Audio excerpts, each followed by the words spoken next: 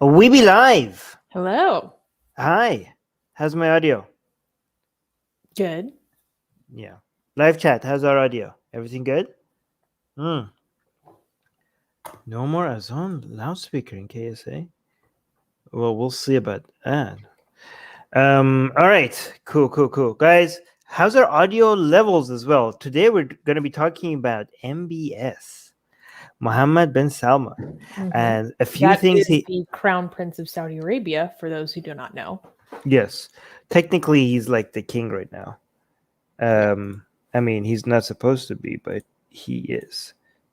But he's been saying some stuff that a lot of people haven't been paying attention to. I'm surprised that this hasn't been making hasn't been receiving the reaction that it should be, right? Because I don't know, when Yasser Qadi comes out and says some stuff, right, that seems to be challenging the standard narrative, the Ummah seem to have noticed, especially the serious Salafi Muslims. They responded in full force as a threat to mainstream Islam. Oh yeah, right? To the main understanding of the definition of Islam and the four Sunni Islamic schools of thought seemed to have ruffled some feathers and people took notice. But now, when it comes to the guardian of the two holy cities, right? When he comes and he suggests some things that are so earth-shattering when it comes to the world of Islam, right? The things that Mohammed bin Salman said, I was like, wait, what now? Oh yeah. What now? What are you suggesting? And guys, by what authority, sir, do you say these things? I know that this man is not a goddamn scholar, okay? Yeah. However, he is the man. He is the closest thing to a caliph that we have right now. I mean, he is the man in charge of Mecca and Medina, right? And just to put a bit salt on injury, the officials from Al-Zahra University came out and said, like, yeah, maybe he has a point. So people were like, God. And like, okay, so this was huge, and I don't. Why do you think we haven't seen the reactions to it? Like, guys, if this was the pillar of Islam, okay, Mohammed bin Salman just took a giant axe and just went at it in one interview. He just went at it, like he took down. He is like has shaken the pillars of Islam more than any man could have in 10 lifetimes. Right? Like what he did is like this interview should go down in the history of Islam. This like the same way like the influence of, I don't know, Ibn Taymiyyah or Ghazali or Ibn Wahhab. Like this should be an entire chapter. Okay? We're talking about the center from the four schools of Islamic thought, the most conservative, the most radical one, which is the Hanbali school of thought, right? That is responsible for Wahhabism or Salafism or whatever the hell you want to call it, comes out of Saudi Arabia. Like if this school of thought is influential anywhere else on the planet, in expense of the other three, is because of the money, the money that comes out of the ground from Saudi Arabia and funds the teaching of this school of thought in madrasas all around the world, right? So now the leader of that country is coming out and saying, not only taking down the fundamentals of what makes the Hanbali school of thought a school of thought, But all of them, all four of them, even the ones that are not as radical as the Hanbalis, like forget Wahhabis, even the Malikis are like, what? Like what you're suggesting makes all Islamic, like we're talking about at least 1,000 years of established history of this is mainstream as Islam. And he's like, yeah, let's get rid of all of that. All of that. What you had your hand up. Oh, well, because you've repeatedly asked the question, why hasn't this gotten a reaction? Like, from your perspective, like you just said, it deserves a whole chapter in terms of the story of this ideology we call Islam, right? But it would warrant that big of a chapter if it actually is causing that great of influence, right? So right now, it's not catching a lot of news media attention. That doesn't mean, however, they may not be having internal influences that will then, continue to expand outwards. But I'm not aware of that right now. So you kind of posited earlier, but like one question why, like, or one answer to why it may not be getting as much of a reaction either from Western media or the Ummah, maybe because he's not a faith leader, right? Like, Right. We're going to get into it, but my immediate reaction, because I've been putting on my Islam scholar hat so much, I was like, by what authority do you even say these things? You're not a leader. You're not a scholar. Like, do you have the basis for this? And yeah. Okay, sorry, continue. If you look at this history of Islamic schools of thought, it was many times, right? The secular leaders who pushed for certain schools of thought, and then the scholars followed. Or sometimes there were scholars who got momentum of the masses, and the rulers bent the knee. So just because a ruler is not a scholar, that doesn't mean they're not part of the dance. They are part of the dance, right? Like, why the fact that the Mu'tazilites became popular at some point in history was because the Caliph at that time was like, yeah, this is what I want. And also the reason for their demise was because the ones after said, like, no, we don't want this one. These were not scholars. These were rulers who picked the scholars who they wanted to make popular, right? So just because he's not a scholar, that doesn't mean he's not going to be a major. Anyways, for people who have no idea what we're talking about, let's actually watch the interview and we go through everything one by one. Certain things I want everybody to pay attention to is we are officially reopening the doors of ijtihad, which have been closed for 1,000 years.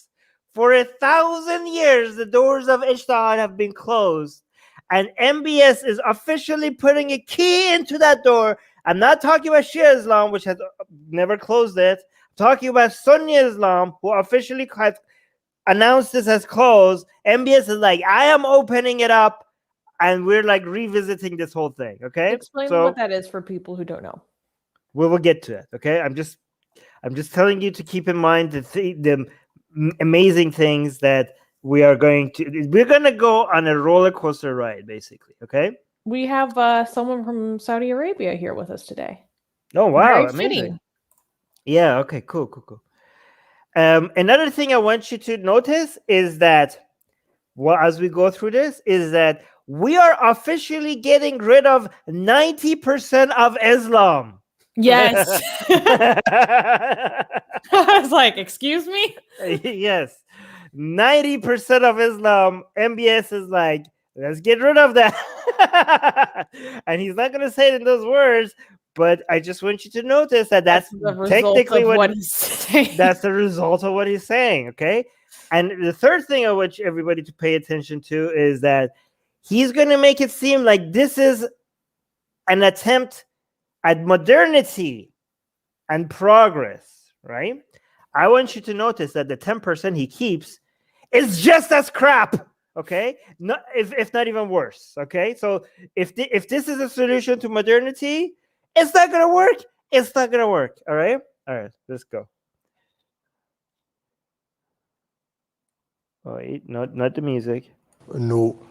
Wait, Did we miss anything? No. أعتقد إنه أنا Wait, actually, let's look at the cover so people see. Saudi Crown Prince Mohammed bin Salman, Al Saud, Channel 1, Saudi Arabia, April 27th.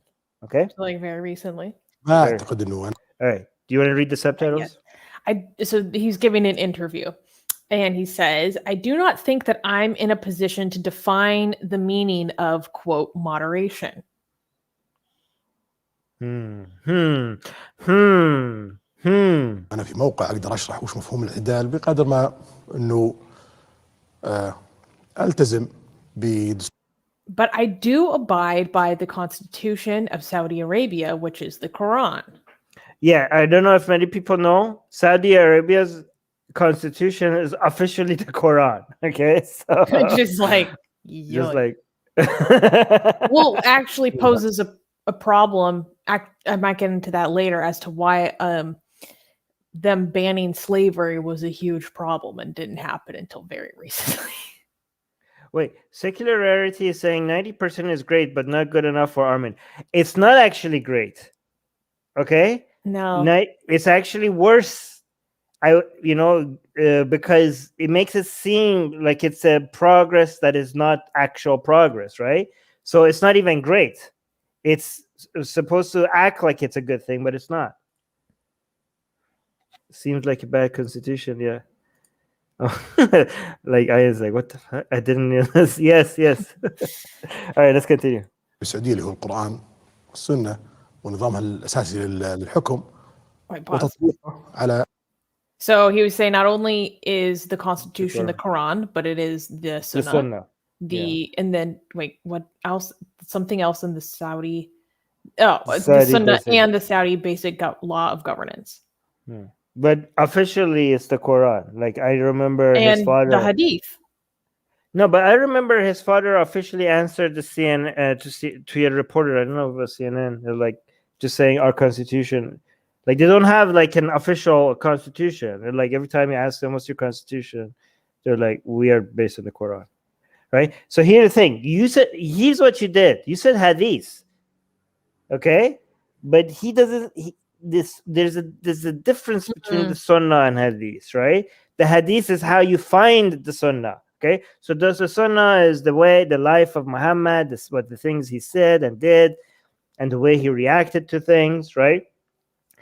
And that's like, according to Islam, the Sunnah is like a ever-living thing, like it was always there since Muhammad's life, right?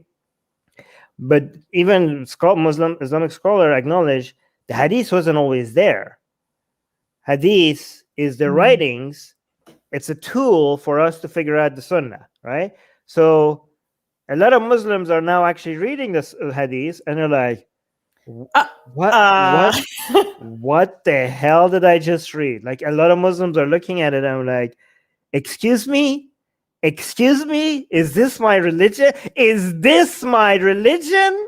And people are like,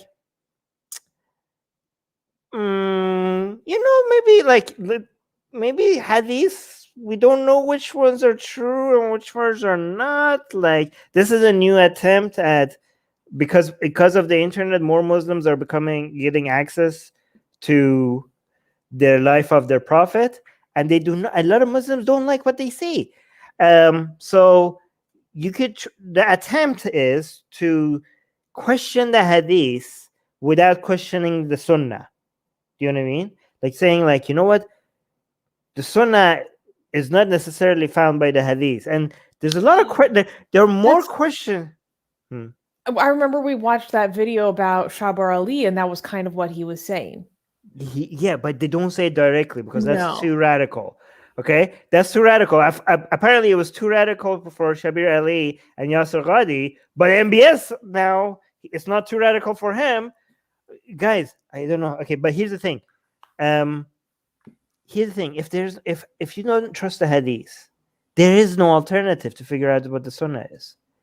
Like, where else are you going to pull out the Sunnah from? Like, okay, you don't trust the Hadith.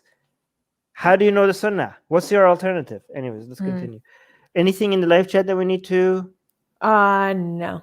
Okay. للحكم وتطبيقه. Okay. And we are devoted to implementing it in the best way possible.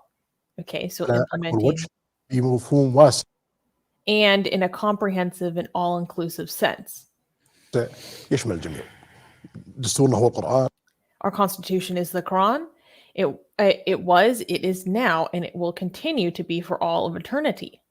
See, they keep switching between just saying it's a Quran. Like, I think they don't even know what they're like. Okay, I think this is what I heard before. The Constitution is the Quran. He was just saying it's the Quran or Sunnah just a second ago, but now it's just saying it's the Quran. كان والآن سوف يستمر للأبد ونظام أساسي. So here's the thing. The most important thing is that the Quran is we're not messing with the Quran, okay? Nobody messes with the Quran, okay? So that's nobody, okay? But let's continue. يستمر للأبد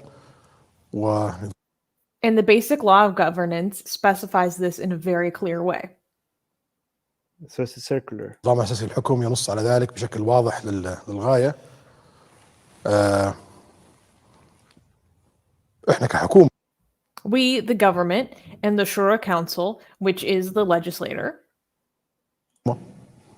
أو مجلس الشورى كمشرع أو الملك, or the king as the source of authority for the three branches of government, كمرجع للسلطات الثلاثة, ملزم بتطبيق القرآن بشكل أو آخر.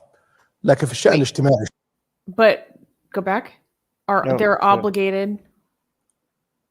Or so we, so the king, the Shura, the council, the legislator are obligated to implement the Quran one way or the other. Okay. القرآن بشكل أو آخر. He keeps saying how important the Quran is because he wants to get to something else. In expense of other things, well, we get to. But in social and personal matters, الشأن الاجتماعي الشأن الشخصي شخصي. احنا فقط ملزمين we are only compelled to implement the texts بتطبيق النصوص اللي منصوص عليها that are explicitly mentioned in the Quran. Do you know what this means? This is a giant boost to Quranism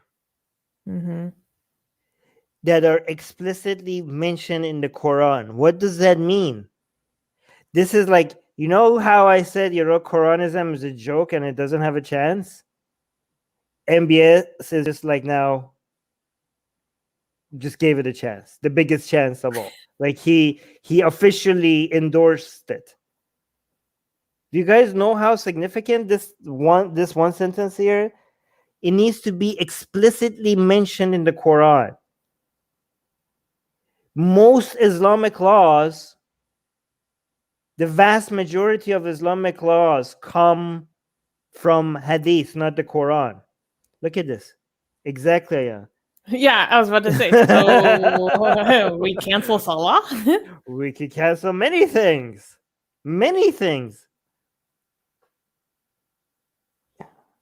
القرآن بشكل واضح. يعني In other words, I cannot carry out a punishment prescribed by the Sharia. لا يجب أن يطرح عقوبة شرعية بدون نص. Unless it is backed by a clear reference in the Quran or the Sunnah. Okay. Look, he just kind of changed it a little bit. So he said explicitly mentioned in the text. اللي منصوص عليها بالقرآن. Explicitly mentioned in the text in the Quran. بشكل واضح. يعني but then he said لا يجب أن يطرح عقوبة. I can't enforce the Sharia unless it's شرعية بدون نص. Unless it's in the Quran or the Sunnah. You know, you kind of contradicted what you just said like half a second ago, right? Yeah. So, but again, now it comes down this whole or the Sunnah. This is the key part here. What do you mean by or the Sunnah? قرآني واضح أو نص صريح من السنة. طبعا لما أتكلم عن نص. I think naturally when I talk about a clear reference in the Sunnah. Wait, I think there's something missing in the translation. The Quran or قرآني واضح was it أو نص صريح من السنة. Did he say Sahih? Soha. I think there's something missing in translation. He said Sunnah, but there was something before Sunnah. Sohab, let us know. Did the translation missing something? Did he say authoritative hadith or sunnah or just sunnah? Because I think like the translation is not accurate. Let me just listen to it one more time. This is the most important part, and I think the translation is wrong. هي بدون نص قرآني So واضح means clear. واضح. واضح, that means clear, I think. Yes. Oh, sarih means clear. Okay, so واضح means clear too. أو نص So Soha is saying sarih means clear. So it's not sahih, it's sarih. صريح من السنة. Okay, so clear in the Quran and clear in the Sunnah. Okay. طبعا لما أتكلم عن نص صريح Naturally, thank you, Soha. Naturally, when I talk about clear reference in the Sunnah, okay, he's going to define his terms. What do you mean clear Sunnah? What do you mean clear Sunnah? Because we all know you guys have a hard-on for the Quran. That's that is no news to any of us. Your emphasis on the Quran is a little sus. So we want to know, when you add the sunnah to this, what do you mean by the sunnah? Okay, this is becoming important. He's going to define it. صريح من السنة. Naturally, when I talk about a clear reference in the sunnah, أغلب most hadith compilers would classify hadith according to their own judgment. Has he been listening to Shabir Ali? Didn't he make the same argument? This is a general push by certain scholars, and now the ruler of the two holy cities, the technical one, to reduce the barbarism in Islamic teaching. Okay, so they're not but I think they're just following each other's leads. I mean, it's not just them. Even in Al-Zahra University, you can see there's a push for this, right? They're like, guys, we're running out of oil. We need this. we be running out of oil money. Oil prices are dropping. We need tourism. We need tourism and foreign investment. And this Islam is just like, they don't want to do that when we do the choppy.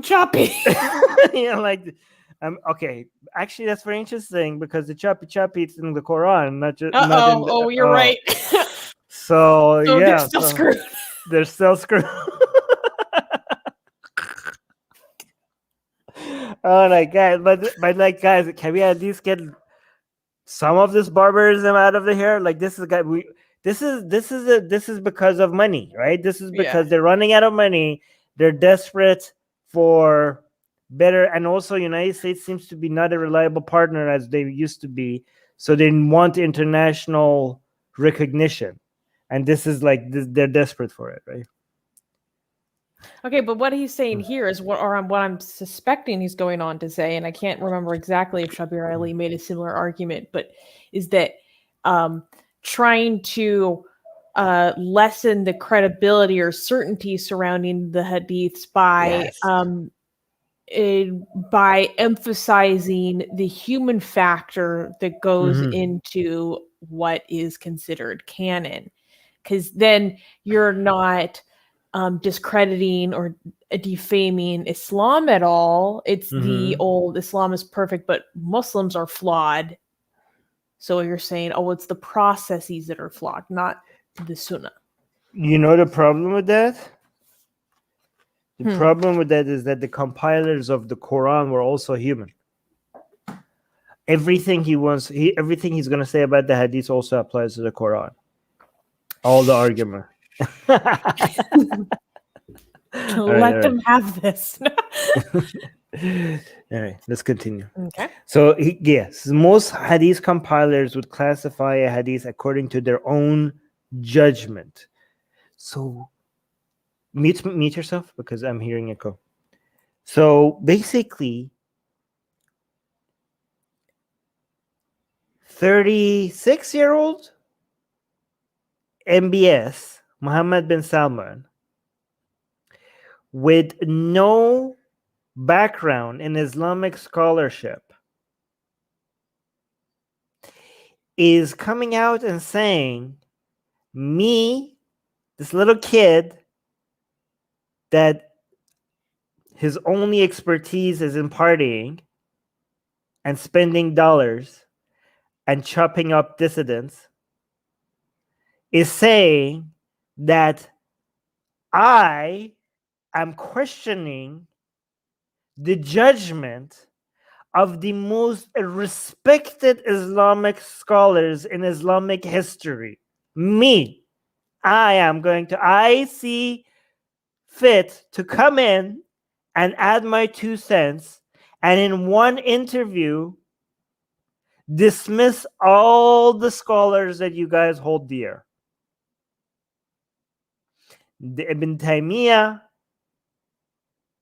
Imam Ahmad, all the Imams for the 4 Islamic school of thought, all the Wahhabis and the Salafis, all of them. I'm going to be like, me, I'm just going to come in and I think like I have enough. Like, look at it. Look at the audacity. Most Hadith compilers, he's talking about Imam Ahmad. Like, he's like dismissing that guy. Like, who the hell are you? Like, I am officially offended on behalf of the Salafis. I am offended on behalf of the Salafis here. No, wait, but when we get into the rest of this interview, because I've been putting on my scholar hat so often, I had the exact same reaction. I was like, on what authority do you question and dismiss this stuff, sir? Yeah. And then I'm like, I've been watching too many lectures. No, like, they're like, you, okay, so like people like Ibn Taymiyyah who spent their entire lives since childhood, right? Like, first thing they said, it was goo goo gaga. Second thing they said, I officially have memorized the Quran and all of the Hadith combined. That was the second thing that Ibn Taymiyyah said after saying goo goo gaga. Okay, like I have a doctorate in Islamic studies. Okay, since not childhood, since babyhood, Ibn Taymiyyah was a scholar in Islam, right? And they never saw themselves in a position to be this outright dismissal of all the other Islamic scholars. And this guy comes and says like, yeah, I'm gonna be like, these people, who, Imam who, Ahmad who, they're just compiling hadiths according to their own judgment. Their judgment, my judgment, your interviewer, your judgment, whose judgment doesn't, who, like, yeah, all right. Sure. Let's see what he says. Most hadith compilers would classify a hadith according to their own judgment. Okay, own judgment. مدونين الحديث في تدويناتهم يصنفون الحديث بناء على تصنيفهم الخاص مثل البخاري والمسلم. In Bukhari or Muslim or other hadith compilations. He went for the jugular. He went for the main ones. Like, he's not even hiding it. He's not like, guys, we're talking about the main hadith compilers. After the Quran, the most authentic source of Islamic knowledge is Sahih Bukhari and Sahih Muslim, right? And he is like dismissing them. This is, if I was a Kharijite, I would be calling this kufr right now. I would be takfiring MBS right now. I would officially be calling him a non-Muslim. He's dismissing Bukhari and Muslim. Like, this is only one step away from just dismissing the Quran. Right? You guys understand, like, dismissing Sahih Bukhari? Where's my Bukhari? Look at this. Guys, the Quran, okay? This is the Quran. This is Sahih Bukhari. No, this is not Sahih Bukhari. This is only volume 1. No, 1 to 4. Okay. Okay? Okay? And this is only 1 to 4 out of one of the hadith compilers, right? We have 6 hadith 6 official 6 of the most popular, like most authoritative hadith collections in Sunni Islam, right? That all of the interpretations of the Quran and understanding of sunnah comes from the hadith, and the two top ones are Bukhari and Muslim. And he's like, Bukhari and Muslim, Bukhari and who? Right? So dismissing this is like such a radical move. Like I don't know if we have seen, when it comes to Islamic schools of thought, somebody in live chat correct me, the dismissing of hadith, the authentic hadith, like we're talking about Sahih hadith, like with the methodology of authentication that has been recognized as official, right? Since only 200 years after the death of Muhammad till now, right? So more than 1200 years. And we have, when it comes to Islamic Sunni Islamic school of thought, we haven't had any official this high up ever dismiss them. Like we have seen the Quranist movement that just focuses on the Quran and dismisses the hadith popping out here and there. There were always a fringe movement. No higher source of authority has yet dismissed the hadith in such a strong way, unless unless I missed anything. Like, do you guys can anybody refer me to any higher authority ever dismissing hadith? And again, guys, this is not coming from Tunisia, okay? This is not coming from a scholar in some official or some scholar in Malaysia or in Indonesia.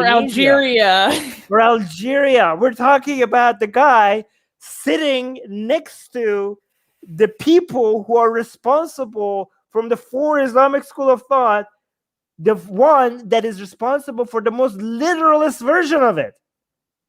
The ones that consider the hadith more important than everyone else.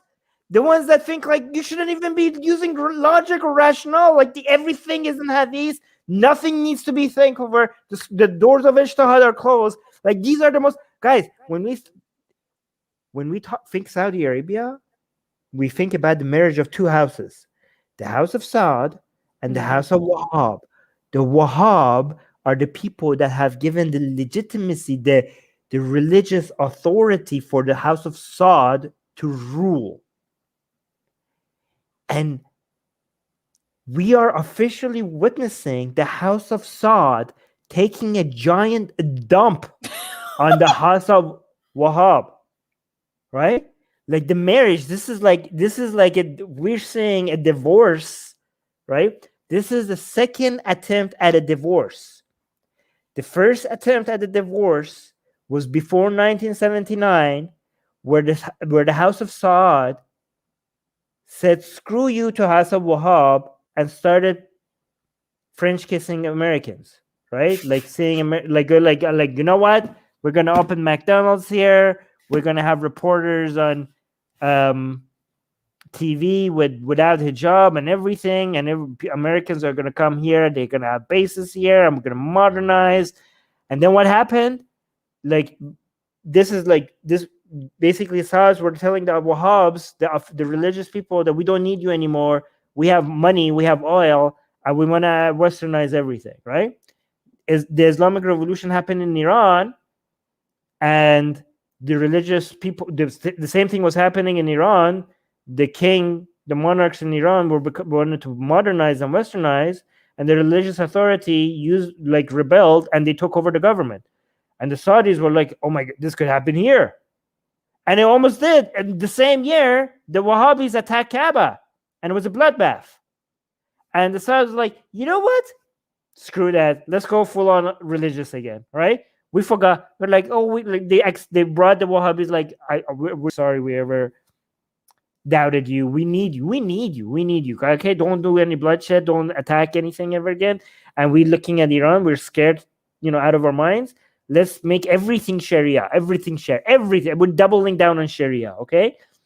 So they did that, and now that the oil prices are, where they are, they're now like, let's do it. Let's try again. Okay? Let's try again at modernization by completely dismissing not just the Wahhabis, but their entire ideologies of not just them, but all other Islamic school of thought. I hope you guys appreciate what the hell is happening here, okay? I don't know why more people. Where are the reactions? Where are the Islamic channels?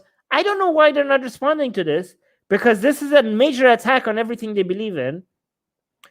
I think the reason is because I don't. This is such an attack that maybe it shouldn't be highlighted. Is that That's the what I was reason? about to say. They just don't want to highlight it. I like. Oof. This is being. Yeah. Maybe. Uh-oh. All right. So All right, back to the sentence. In the Bukhari, Muslim, or other Hadith compilations, وغيره انه حديث صحيح او حسن They- او ضعيف لا would classify a Hadith as Wait, hold on. حديث بناء على تصنيفهم الخاص مثل البخاري والمسلم وغيره انه حديث صحيح as authentic, good, or weak. Wait, let me see the Arabic versions of this. Authentic is sahih. Good is Daif. hasan. No, weak is Oh, daif. shoot. You're right. Weak is daif.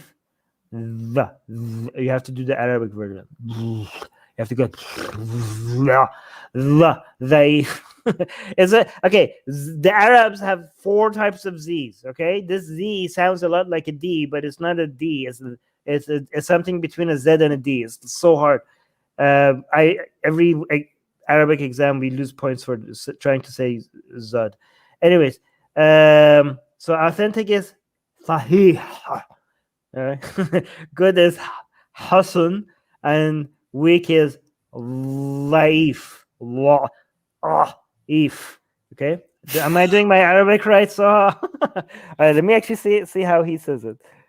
خاص مثل البخاري والمسلم وغيره انه حديث صحيح او حسن او ضعيف Sahih, hasan, or daif.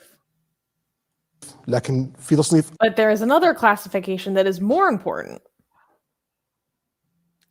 Okay, the only other classification, it should be based on matn. Oh my god, Soha is saying is Zaif, not Zaif. Okay, Soha, in Persian we only have one type of that. Go I away can't with even all... tell the difference. No, one of them has like a, yeah, I don't know. Anyways, what's the other classification that is more important? I wonder. Is it matan? No. Is it is it? I know what it is. Mute yourself. I hear echo. He's good. The other classification is going to be, he's basically going to say like, you guys are going to bring like, people are going to get offended. They're going to like, Imam Ahmad or like Ibn Taymiyyah said this, blah, blah, blah. And he's being clever. Okay. He's being MBS. He's being clever here. He's like, you are bringing your precious imams. Do you know whose authority I recognize? I don't recognize your precious imam. I only recognize the authority of God himself. That's the only thing that matters. So he's going to say, this is very clever, that he's going to say the only classification that matters is not like the chain of narration or blah, blah, blah, or matan, or what this imam thinks or what that imam thinks. The only thing that matters if it contradicts the Quran or if it doesn't contradict the Quran. If he says that right now, he's being clever because he is using the ignorance of most Muslims who listen to this, who don't realize that, all of these imams also took that into consideration. Like, okay, is it contradicting the Quran according to who? Right? Anybody could say this contradicts the Quran or it doesn't contradict the Quran. What do you think all these imams have been doing for the past 1200 years? Of course, that was the first goddamn criteria. Anyways, let's continue. آخر هو الأهم Is that what you're going to say? اللي هو الحديث. Oh, I don't even know if I can say this. So the classification above those is mutawatir hadith. Oh no, he's going to say something else. I think hadith and khabar. I think he's talking about the number of chains of narration. Okay? Like ahad means like one. Like is there a singular chain of narration or is there multiple chain of narration? I think that's what it is. Is that what it is, Soha? متواتر والآحاد والخبر وهو المرجع. This is the main source for inferring rules as described by the Sharia. الرئيسي في استنتاج. I mean, okay, it's not the main rule. الأحكام واستنباطها من الناحية الشرعية. فلما أتكلم Mutawatir is a hadith that has Yes. been conveyed by multiple people. See, I knew what I was talking about, right? So, okay, so guys, so when you have a hadith, right, it could be like, let's say it's this one, right, this small one, right? Okay, so for the way you evaluate it is to consider multiple things, right? When you consider the chain of narration, like Muhammad told this guy, then told this guy, then told this guy. Usually it's like the main two people are Abu Huraira and Aisha, right? But then you have to evaluate all the people in that chain of narration. Were they trustworthy? Were they not trustworthy? Right? So that's one thing. Another thing you measure is the matan. Like you check out and see if it's in contradiction with like reason and the Quran, probably first the Quran. And then another thing you take into account is that how many people, how many chain of narrations led to this specific hadith, right? So was it one or was it multiple, right? If it's one, it's less reliable than the other one. But again, guess what? Imam Bukhari took all of that into account, you idiot. Like, do you think like he didn't know all of this? Like they have been discussing these things in depth for so many years. He's like, well, Bukhari is like checking the chain of narration. However, there's another important thing.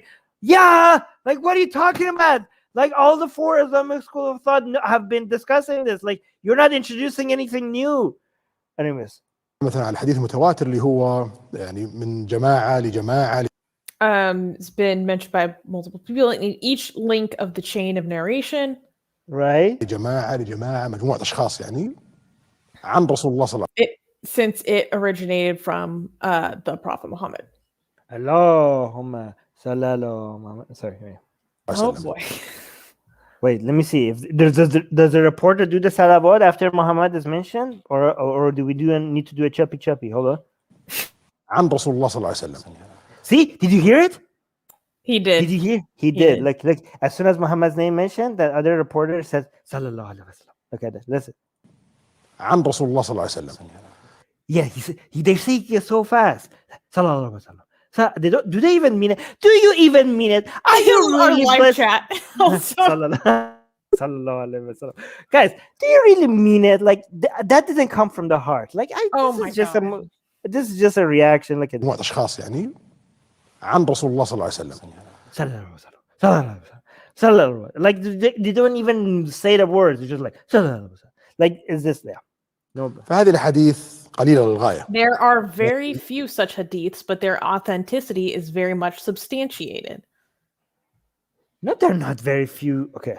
ثباتها قوي جدا وتفسيرها يخضع للاجتهاد. And their interpretation is subject to ijtihad, which interpretive reasoning.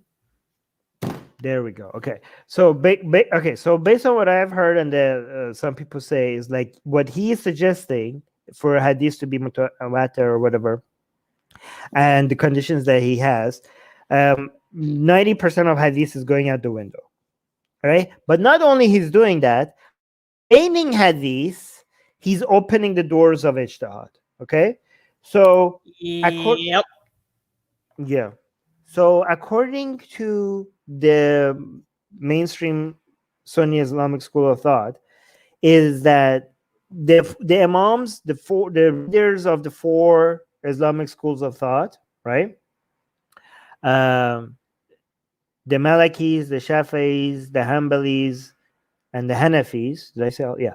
They all came in, they looked at the hadith, interpretation of the Quran, everything that needed to have been figured out was figured out, and the doors of ijtihad, which means like interpreting what the sunnah is and what the Quran is saying, everything has been settled. They did it for us. It's done. It's over, right? So that's when they say the doors of ijtihad has been closed. No more interpretations are needed. any new interpretation is bid'ah. It's innovation, which is a sin, right? Heresy.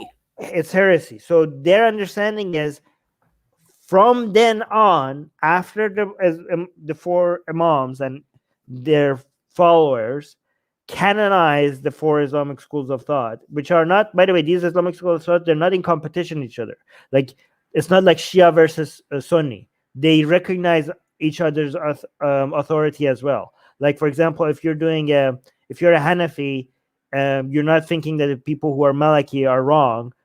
It's fine. You could be a Maliki. Like, it's not like you're not like a, God forbid, you're not like a goddamn Shia, right? That it's okay for a Hanafi to be like, it recognizes if somebody who follows the Hanafi school of thought recognizes the authenticity of somebody who follows a Maliki school of thought, right? But I mean, the three of them kind of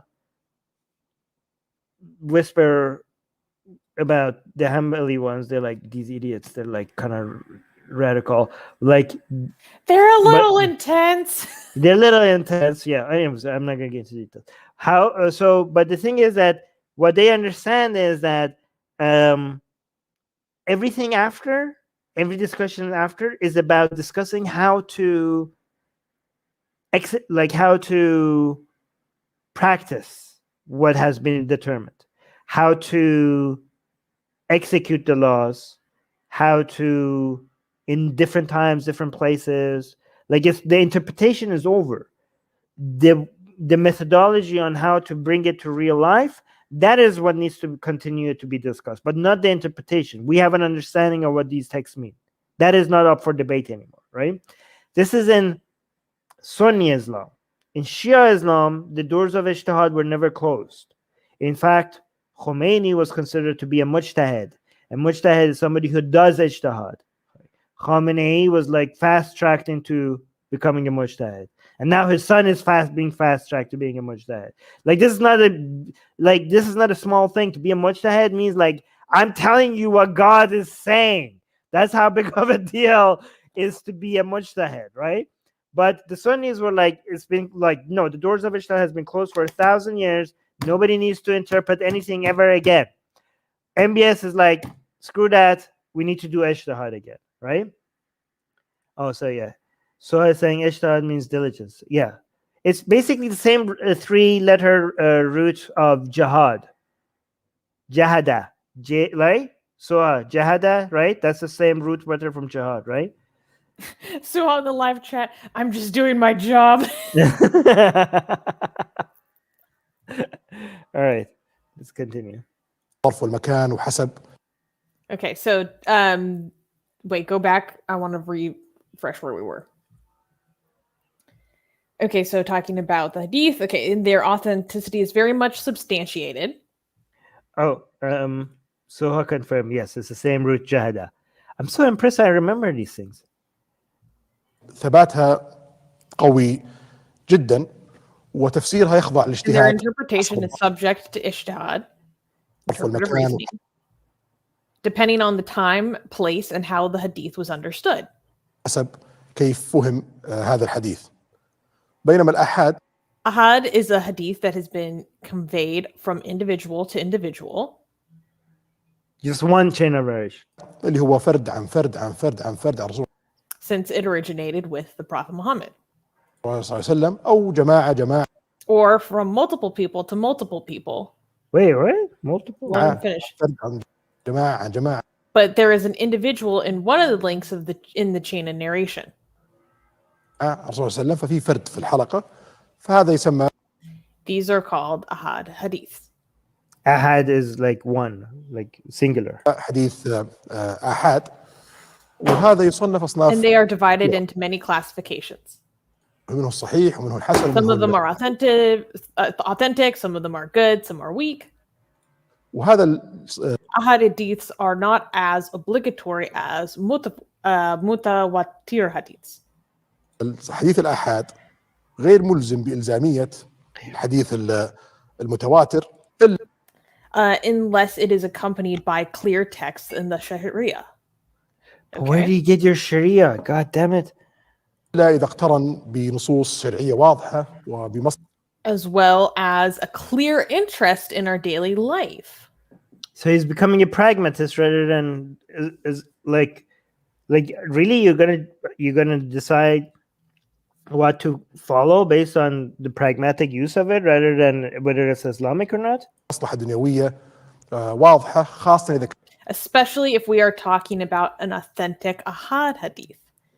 كان حديث أحد صحيح وهذا يشكل There are also these also constitute a small part of the hadiths by the Prophet Muhammad. أيضا جزء قليل من حديث رسول الله صلى الله عليه وسلم بينما الخبر As for the Habar hadiths, which were conveyed from individual to individual, اللي هو عن فرد ما نعرف عن فرد since it originated with the Prophet وعن Muhammad, جماعة فرد or from multiple people to an individual, and from an individual to multiple people. ما نعرف عن جماعة فرد رسول الله صلى الله عليه وسلم ففي انقطاع. In such hadith, the chain of corroborated narration is broken. There's a missing link. خبر هو اللي يشكل These Habar hadiths constitute the vast majority of hadiths. And he's dismissing them. So he's trying to dismiss the vast majority of hadiths. النسبة العظمى من الأحاديث هذا بشكل لا يؤخذ. And they should not be relied upon. So he's officially saying that we should not rely on the mass majority of hadiths. لأنه غير ثابت. Because their authenticity is not proven and they are not obligatory. وغير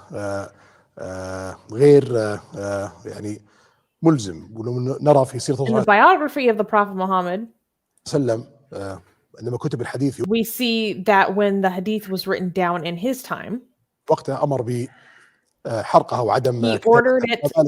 Wait. That was fast. He ordered to burn it and refrain from writing it down. This is very interesting because we know Bukhari wrote down hadiths that was zaif, but he wrote them down specifically to make it clear which hadiths are zaif. So I don't know why he's saying.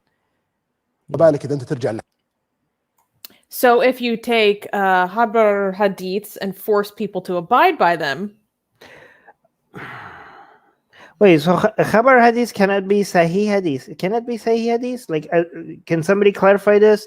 Is he saying something could be Sahih and Khabar at the same time? Like, is he dismissing any of the Sahih hadith? Yeah, he is, because he's saying like there are some hadiths that are Sahih, but they shouldn't be relied on because they're Khabar. That's what he's saying. But the thing is that, so he thinks that based on some methodology, when Bukhari or Muslim, they're putting their stamp of approval on it and saying that this is Sahih, he's saying I'm using a different metric and I'm saying it's not. فيها الناس من الناحية الشرعية وقد أيضا تطعن. You might be defying Allah's power in sending down the Quran. Whoa. قدرات الله سبحانه وتعالى في إن القرآن صالح لكل زمان. Which is meant to be good for all places and for all times and all places. ومكان. فالحكومة when it comes to the Sharia, the government is committed to implementing the text of the Quran. بتطبيق النصوص اللي في القرآن وملزمة. It is also committed to implementing mutawatir hadiths. So mutawatir hadith, but not ahad and not khabar. بتطبيق النصوص في الحديث المتواتر وتنظر. It reviews ahad hadiths in terms of their authenticity. Okay. So he's saying like so hadith being sahih is not good enough. That's what he's saying. If it's a ahad hadith, if it's a khabar hadith, we're gonna say screw it. If it's a mutawatir hadith, he's saying like okay, but if it's an ahad hadith, he's like we'll take a look. We'll consider it. If it has too much choppy, we might say no. الحديث الآحاد حسب صحته وضعفه ووضعه ولا تنظر في الحديث. And it completely ignores Khabar hadith. Khabar hadith. So even if it's sahih, if it's khabar hadith, he's going to be like broken chain. Wait, I don't understand. So something could, a hadith could have a broken chain of narration and still have gotten a stamp of approval by Bukhari. Is that how it works? Because, and he's saying that's the majority of hadith. So majority of the hadith that somebody like Bukhari and Sahih Muslim have put a stamp of approval on doesn't even have like an unbroken chain of narration. Can anybody confirm this?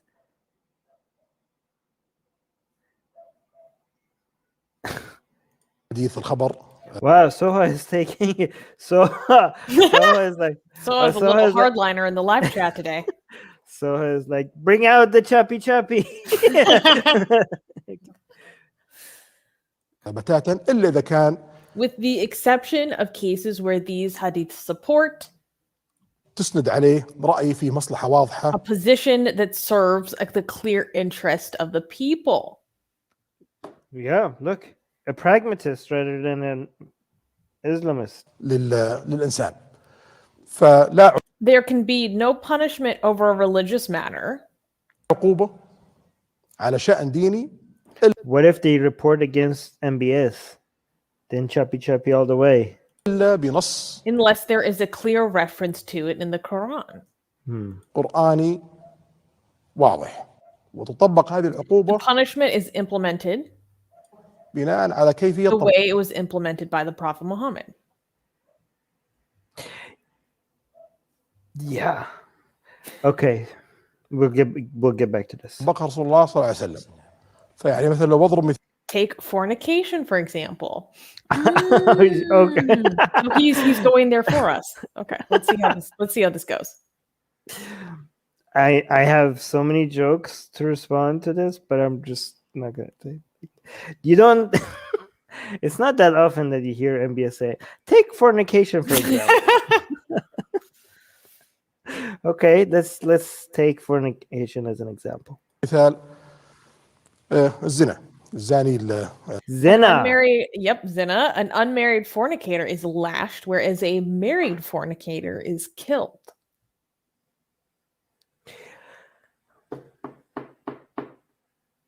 This is very interesting because this used to be a verse in the Quran according to Islam itself, according to the Sunnah itself. This is you know which verse of the Quran this is, right? Is this the one that the goat ate? Yeah. Yes. So is he gonna say we're not supposed to like stone an adulterer? Is that how you say it? Because it's not adulteress because it's not in the Quran. Because the goat ate it. But it was in the Quran. That's what Omar said. Omar, like, they were like, in the Quran, it says you need to lash them. And Omar, like, no, we're going to stone her because this was in the Quran before the goat ate that verse. الغير محصن Munda saying, I'm so glad the goat ate that verse. Thank the goat. Yes, we need to do a blasphemous art with that goat. يجلد الزاني المحصن يقتل وهذا نص. This is a case where there is a clear Quranic reference. What? واضح. Killing people for zina. But when the woman fornicator came to the Prophet Muhammad, الزانية رسول الله صلى الله عليه وسلم وقالت رسول الله أنا and said to him, I have fornicated. زنيت بما معناته. This is more or less what she said. I don't remember it by heart.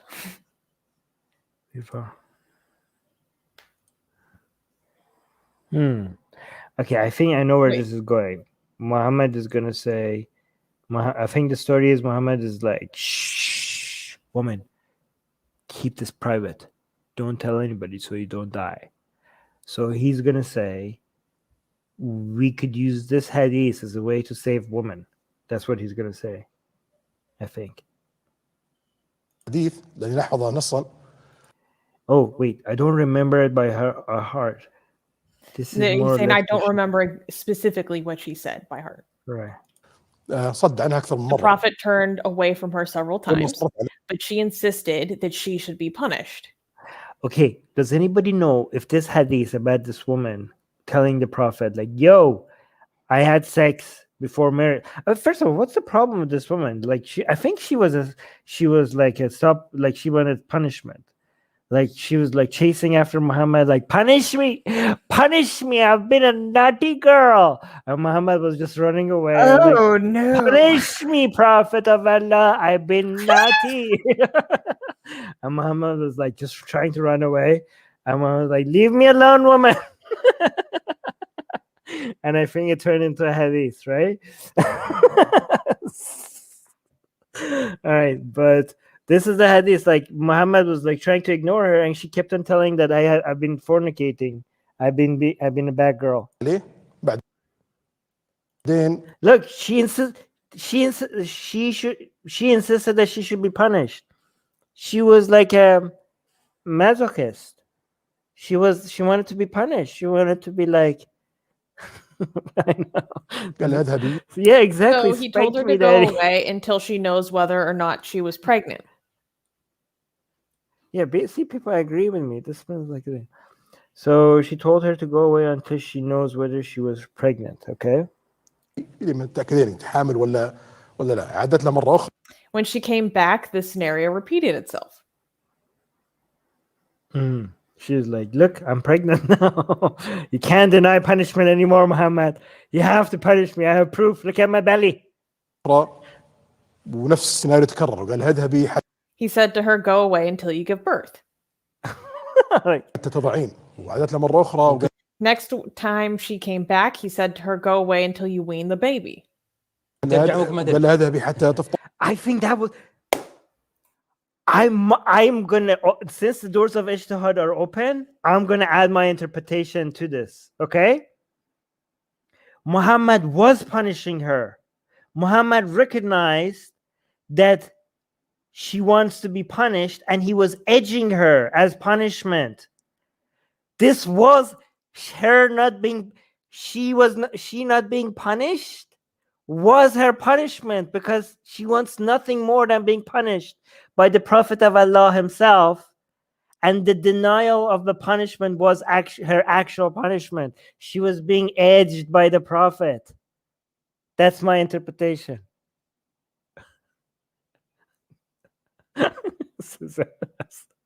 I think I got it. Wow, Muhammad was so wise. وممكن ما ترجع. He knew that she may not return. He did not ask for her name.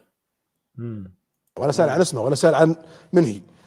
فكون انك If you take a Quranic text and implement it, تاخذ النص القرآني وتطبقه بطريقة غير in a way مطبقة that is different than the way that it was implemented by the Prophet Muhammad, الرسول صلى الله عليه وسلم وتبحث and if you are making an effort to prove a person's guilt, عن الشخص اللي تثبت عليه التهمة بينما الرسول although this was the way the Prophet treated a woman who voluntarily admitted her guilt, أتاه المتهم معترف وعامل بهالطريقة هذا ليس شرعا.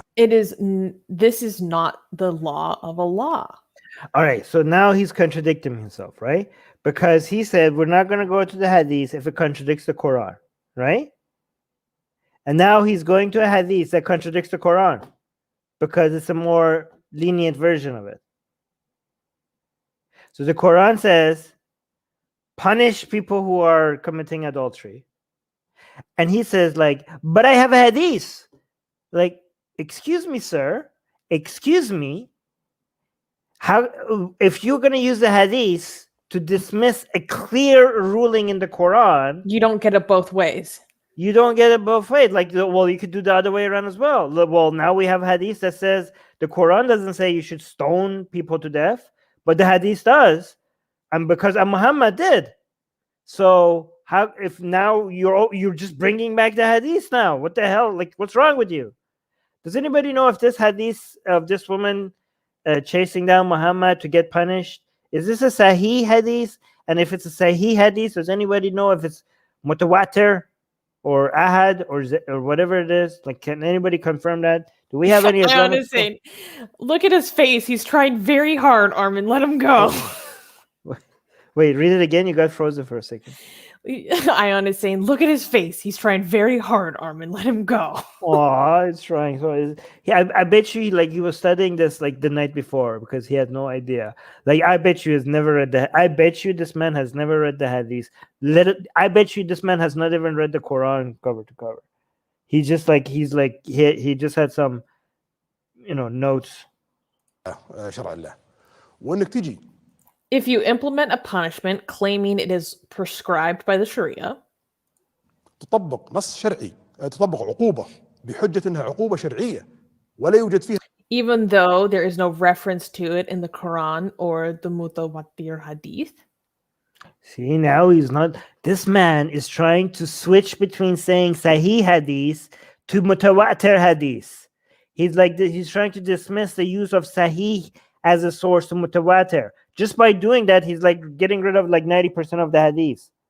فيها نص للمعاقبة في القرآن. By the way, be careful with this game that you're playing, because if we have a Mutawatir Hadith that is extremely brutal, now you have you're stuck with it now, okay? You're like, there's no way you can dismiss that anymore. You by the way, this hadith that you just used by this crazy woman chasing Muhammad. No, wait a minute, not crazy. I'm not kink shaming anymore. But that better have been mutawatir, because if it wasn't, then you're like such a hypocrite. أو في الحديث المتواتر هذا أيضا. It also constitutes a falsification of the Sharia. Wow, like bye Sharia. أيضا يعني تزييف للشريعة. فالله سبحانه When Allah wanted us to punish for the crime as it appears in the Sharia, وتعالى عندما أراد أنه نعاقب على جرم شرعي, He mentioned it in the Quranic text.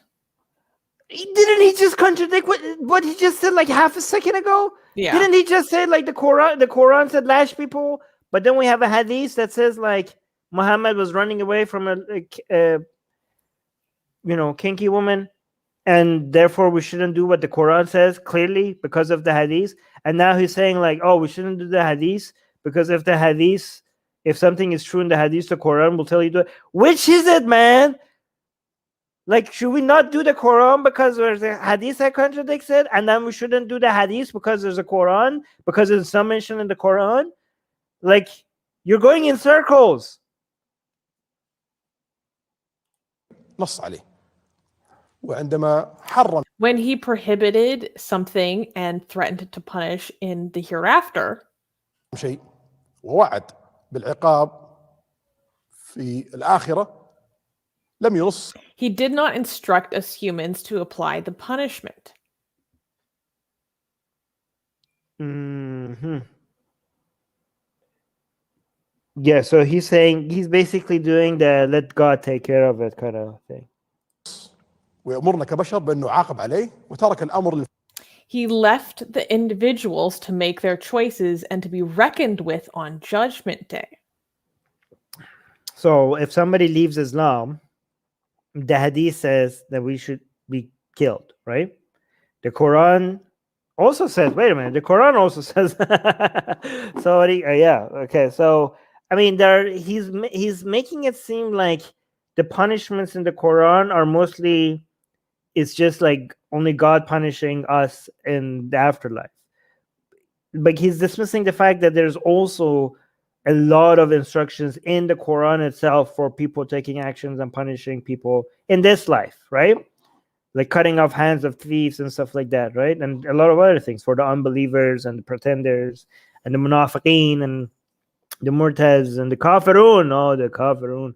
But I don't know, like this guy is contradicting himself so many times. I don't even know. الفرد بأنه يختار وحسابه يوم الدين. Your Highness, are you committed to one single school of thought? From the four, he's like, wait a minute. Are you a Shafi'i? Are you a Hanbali, a Hanafi, or a Maliki? What's going on here?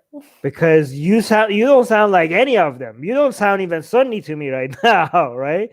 Because if you're not in any of this, then you are out of Islamic school of thought to begin to all of it, right? That's what he's clarifying. This is a very bold question. Like, which one of them are you, guys? If you're not in any of them, then you are not within the realm of Islamic teaching. So he's like, which one are you? Munda says, I hope he says Ahmadi. But guys, here's the thing. If you are a Wahhabi in Saudi Arabia and you're looking at this as like, this man is getting rid of all our control and all our power. Or like if you're a Wahhabi, like that your entire authority and leadership has been tied into this your teaching being the source of legitimacy for the House of Saud. You look at this interview and you're like, we need to take this man down. We need to take this man. Like, I bet you anything. There are Wahhabi movements in Saudi Arabia right now, meeting in secret, and they're like, how we This could man take needs this to guy. be stopped. This man needs to be stopped. And I bet you that Mohammed bin Salman is trying to like have spies, and they're trying to figure out who's trying to do this, right?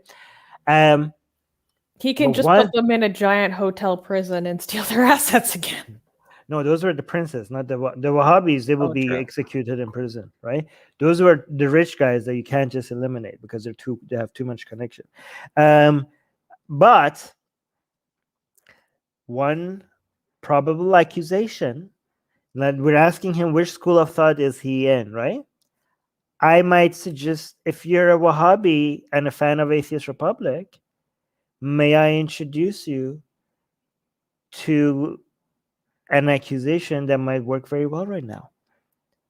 He says that the ijtihad should be an option right now. What does that sound like, Susanna? The dirty Shias, right? At the time where the Saudis are the just more... all around, it sounds like bid'ah. It sounds like heresy, and it sounds like innovation. Yeah, but that's not that right now with the Iranophobia in Saudis, among the Arabs, among the Gulf Arabs, an accusation of acting like a Shia is a good accusation right now, because he's like opening the doors of Islam. Like, why are you, Mohammed bin Salman, are you a Shia now? By the way, YouTube, when I said the dirty Shia, I was joking. I was like, I'm an ex-Shia myself, okay? Like, this was just like me doing satire, okay? Don't strike us down. Chill, okay? All right. So let's see. What do you think he's going to answer? Your Highness, are you committed to any single school of thought? What do you think he's going to answer? He's going to obfuscate. I'm not sure exactly what he's going to say.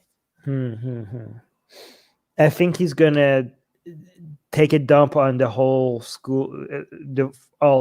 He's going to be like, go to the founders of these schools who are flawed humans kind of stuff. That's what he's going to do. He's going to appeal to Allah. Like what I predicted earlier and didn't happen, maybe it happens now. Maybe appeal to Allah, Mohammed bin Salman. That's always works. Appeal to Allah. Go.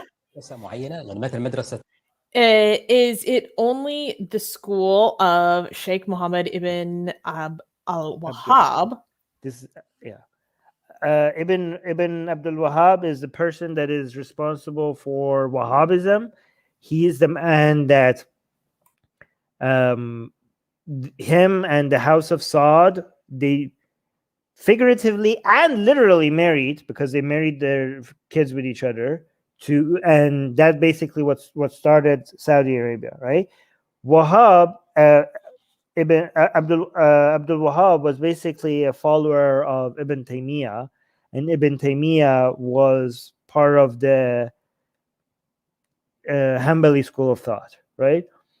And Ibn Hanbal, or Imam Ahmad, was the guy who basically was the champion of the anti-Mu'tazilites, or the anti-rationalist theologians. I know that's a contradiction, theologians and rationalists, but just accept it. But yeah, so I think this is very interesting, because he's saying like the school of Sheikh Mohammed ibn Abdul Wahhab, that's not an Islamic, that's not one of the four schools, right? But it's become such Abdul Wahhab has become such an important figure in modern Islamic history that they refer to him as a school of thought, right? But the school of thought that Abdul Wahhab belongs to is the Hanbali. There's no, I mean, here's the thing. You know who would hate being considered a school of thought? Ibn Wahhab. Ibn Abdul Wahhab. Yeah. He would be like, his entire message was like, we're following people instead of the Quran. Abdul Wahhab was the Martin Luther of Islam. He's like, let's stop following the religious authorities and let's go back to the Sunnah and the Quran. And so Wahhabism was the Protestant movement, the reform movement in Islam, right? The problem is going back to the Quran and Sunnah gets you ISIS and Al-Qaeda. Right? So yeah, so that's what you get when you actually go back to the Quran and the Sunnah, right? But yeah, so it's very interesting that he's referring to Al-Wahhab. Maybe that's by design. Maybe the interviewer is asking that by design, because maybe if he said, are you a Hanbali? Like, he's making it easier for him. And he said no to that. People were like, he doesn't belong into any. Look, he should have just left he should have just left the question there. He should have been like, do you belong to any school of thought, any of them? And just left it there. But he followed up by, are you a follower of Ibn Abdul Wahhab? So that maybe MBS could point out, like, follower of Al-Wahhab, Ibn Abdul Wahhab, he didn't want any followers. He himself said we should follow the Quran and Sunnah. So he gave him a way out, right? This has been staged. This is a fake question. Let's see. الشيخ محمد عبد الوهاب هي التي ستفسر So is it the school of Ibn Abdul Wahhab that should interpret the Quran and the Hadith? هذا القرآن وهذه الأحاديث. طويل العمر احنا متى ما Being committed to a single school of thought or a single scholar لازمنا نفسنا بمدرسة معينة أو بعالم معين معناته ألهنا is tantamount to deification of human beings. You're right. He's pulling an original Wahhabism. Like, he's doing the he's using the Wahhabi arguments against Wahhabism. This is genius. They're like, like Abdul Wahhab came and said, like, stop following people. Follow the Quran and the Sunnah. And then he started a movement called Wahhabism. And now people are like, are you a Wahhabi? And he's like, I'm going to tell you what Abdul Wahhab said. Stop following him. He himself said we shouldn't follow people. Why are you following him? Why are you following people? On them. He's using, this was like Islamic Uno reverse card. This is an Islamic Uno reverse card. No, you. الله سبحانه وتعالى Allah and the Prophet Muhammad. لم يضع Allah has not placed a barrier between himself and the people. This is the Martin Luther move. Like, act like go back to we don't need people. We don't need the scholars. We just need the Sunnah and the Quran. Why are you? This is dismissal of the scholarly class. Oh my God. Amazing. Amazing. Look how, guys, we're witnessing history. الله سبحانه وتعالى بينه وبين الناس حجاب أنزل القرآن. He sent his Quran and the Prophet Muhammad implemented it on the ground. والرسول صلى الله عليه وسلم طبقه على الأرض والاجتهاد. And the Ijtihad is open for all eternity. Wow. Bro. Not only I am opening the doors of Ijtihad, I am officially wide open. I am officially announcing it as open forever. Oh. Never to be closed again. Amazing. By the way, I really have to admire the use of Wahhabi arguments against Wahhabism, that is like pure genius. That is pure genius. Like, you Wahhabis are basically doing exactly what Abdul Wahhab warned you not to do. Look at you. You are the mushrikun. No, Oh. you are the mushrikun. You are deifying Oh my your God. imams. Like, you guys, the people who are chasing after shirk, you're finding shirk here, shirk there, shirk there, shirk under the bed, No, shirk above the you! roof. If you want to find shirk, look in the mirror. goddamn mirror. Abdul Wahhab is your God now. جهاد مفتوح للابد والشيخ محمد الوهاب If Sheikh, oh my God, that's it! Like we are literally taking the words out of his mouth.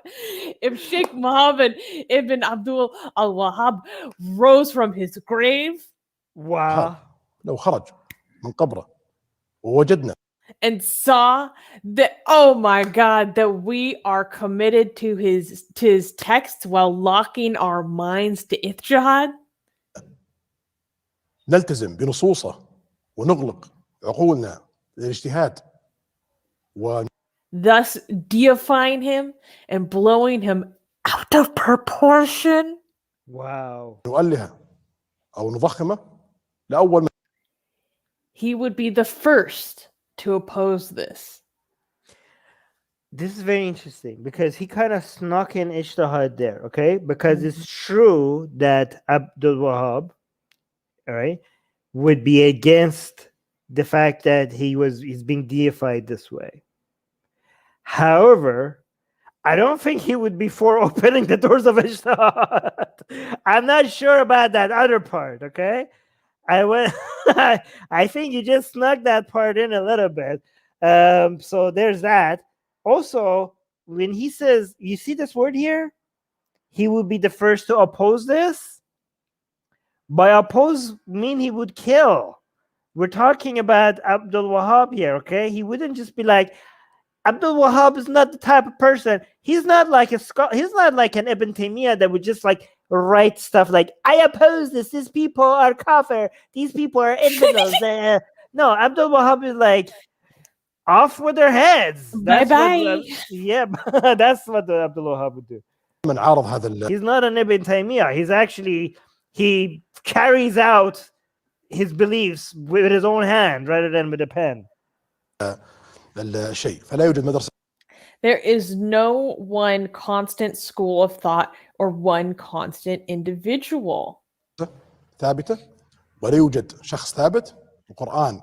Guys, by the And way, let's just be clear here, okay? Do not see this as a reform movement for the better, okay? This guy is celebrating Abdul Wahhab. One of the like, that man was like a murderer. So many Muslim Arabs were killed by that man because they didn't follow exactly his understanding of Islam, right? And right now they're competing. He's like, I don't think Abdul Wahhab would agree with you guys. Like, they see his opinion as somebody that matters, right? And also, don't think like these people are doing this because they care for their human rights and they're trying to become less barbaric because they care for their fellow human being. This is the man that kills anybody that and wants to kill anybody that opposes him. This is the man that did Chapi Chapi and Khashoggi. This is the man that just carpet bombs Yemeni people because he's scared of the influence of Iranians in Yemen, right? This is the man that kills his own family. Like, these are not good people, all right? They're just desperate for money. And they're acting like they're going to become more modernist. They're not going to be. Like, when they're trying to get rid of 90% of like source of Islamic law, just understand that the 10% that is remaining, like just the Quran, right? The Quran, like, okay, like, oh, we're just going to focus on, even if they had no hadiths, the Quran officially tells you to capture sex slaves in war, to cut off people's hands, to beat your wife. This is like, that's in the Quran. Not that it's okay to beat your wife, that you have to beat your wife, even if you don't want to. after certain other measures has been taken. The Quran that officially tells you to kill the enemies of Islam. All right, this is all in the Quran. This is in the Quran. Without the Hadith, the barbarism is not gone. Child marriage is officially recognized, not just in the Hadith, in the Quran itself. Child marriage has been recognized. The fact that women are worth half of men is officially recognized mathematically in the Quran. You don't even need the Hadith. You know, but like the fact that the worth, the monetarily value, and also the value that a woman has when it comes to testimony in court, the fact that that's half a man. The only thing that Hadith does, in addition, it comes and tells you why.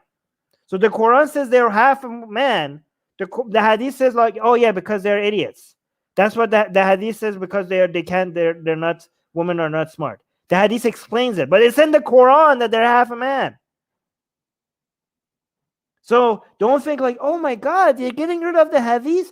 This is so much less barbaric. It's not. The Quran itself is like plenty of barbarism. All right. Anyways, just wanted to add that reminder. All right, let's continue. الاجتهاد مستمر فيه والسنة صلى الله عليه وسلم الاجتهاد مستمر فيها وكل فتاوى. Oh, sorry, I forgot to read that. The ijtihad of the Quran and the Sunnah and the Prophet continues. فيها وكل فتاوى. And the fatwas are subject to judgment of time and place. By the people who I select. I am your scholar now. كل فهم. يعني مثلا لما For example, if an honorable sheikh issued a fatwa 100 years ago, قبل 100 عام يفتي أحد المشايخ. Honorable, okay? Like, don't come at me, okay? I'm respecting them. الأجلاء بفتوى معينة وهو لا يعرف مثلا.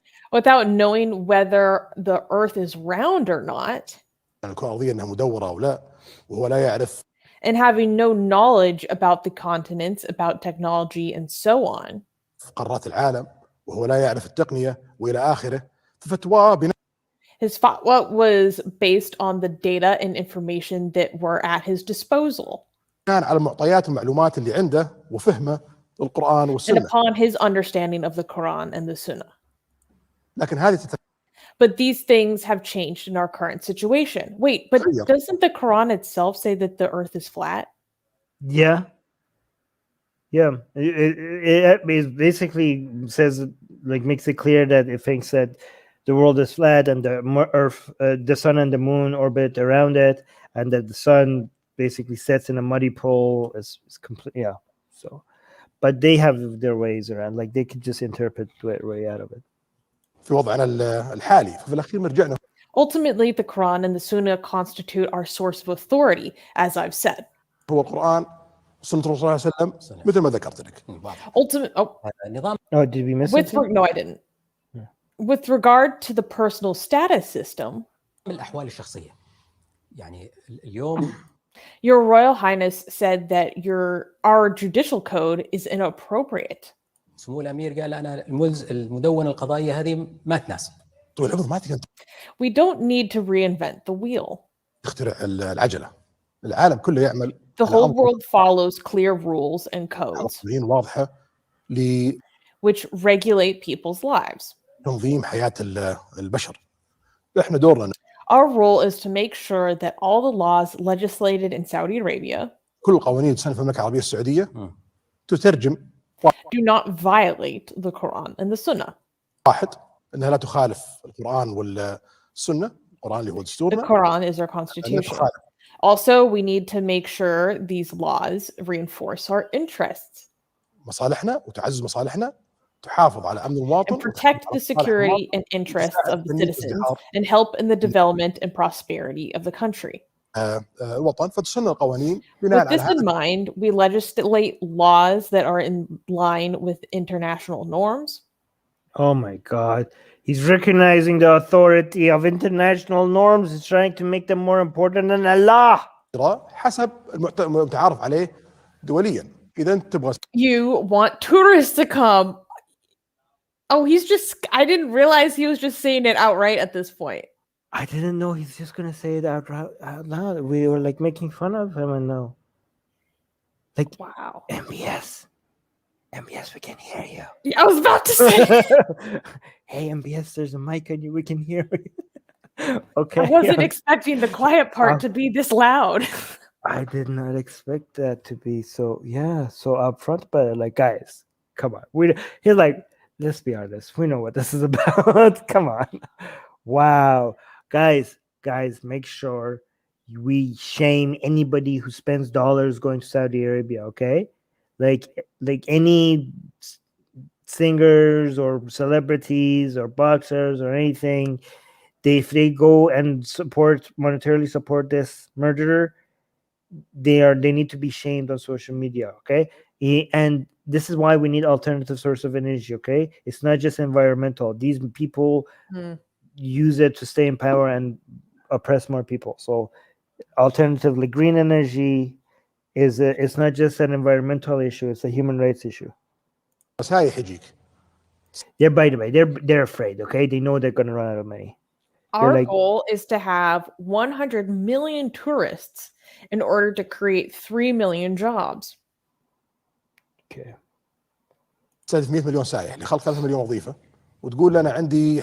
But if you announce that you invented a new legal system حاجة جديدة اخترعتها وغير القوانين that do not follow the internationally recognized laws, والآلية المتعارف فيها لن يأتيك. those tourists will not come. If you want to increase the Yes, sir.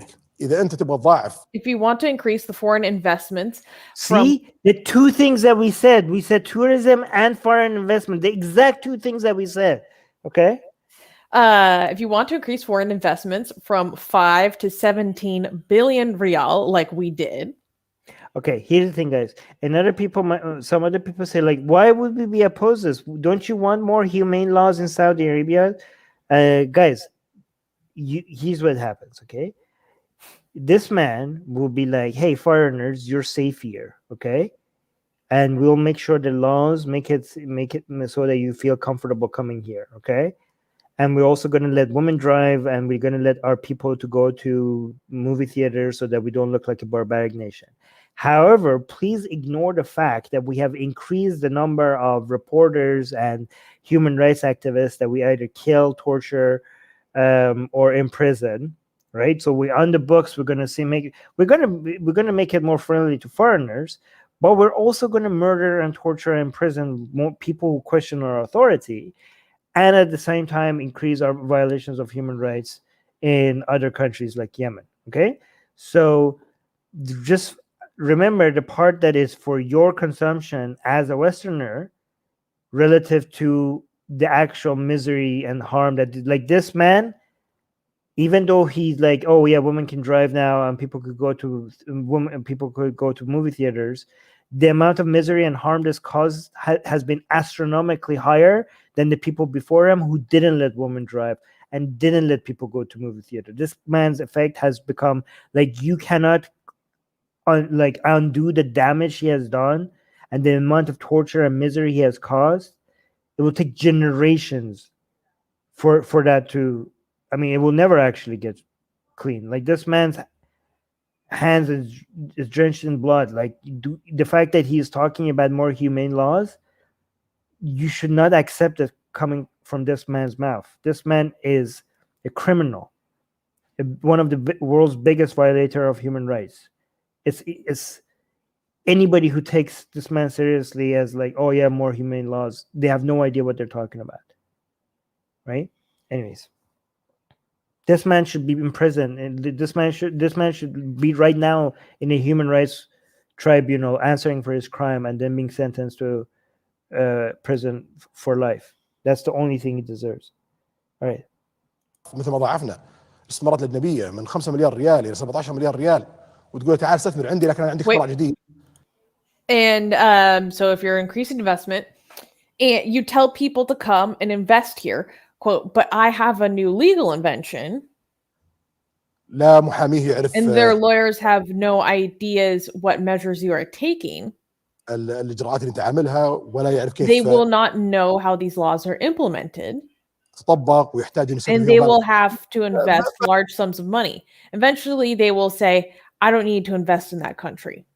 لا الاستثمار في هذه الدوله لما تيجي تستقطب If you want to attract bright minds and skilled people to work in Saudi Arabia, عقول وقدرات بشريه للعمل في المملكه العربيه السعوديه وتقول لنا I have an but you idea. tell Maybe them that you invented a new way of legislating laws, if here I have a suggestion. If you want to attract bright minds and skilled people to work in Saudi Arabia, get rid of Mohammed bin Salman as your leader. That's the best advice you could have for Saudi Arabia, right? Like, think about how much he cost Saudi Arabia with the killing of Khashoggi, and how much it should have even cost more Saudi Arabia for the human rights violation in Yemen, right? The best thing for Saudi Arabia, or the best thing for Saudi people, is for this man not to be its ruler. That's how you could bring investments to Saudi Arabia. في المملكه العربيه السعوديه وتقول انا عندي but you tell them that you invented a new way of legislating laws. اختراع جديد لطريقه عمل قوانين سن القوانين لن ياتيك اي No one will come here. Nobody should come here while you're at the head of Saudi Arabia. اي احد. Honestly, anybody who is contributing to this man's government is taking part in his crimes. Go on. If your identity is incapable of enduring the great diversity in the world, اذا هويتك لن تستطيع ان تصمد مع التنوع الكبير في العالم معناتها هويتك it means ضعيفه. that your identity is weak and that we need to do away with it. Yeah. Spoken like a true desperate man who needs money, desperately needs money. ويجب ان نستغني عنها. واذا هويتك But if your identity is strong and deeply rooted, قويه واصيله تستطيع ان تنميها and you can وتطورها. develop and strengthen it, change the negative parts in it and keep the positive things. Change the negative part.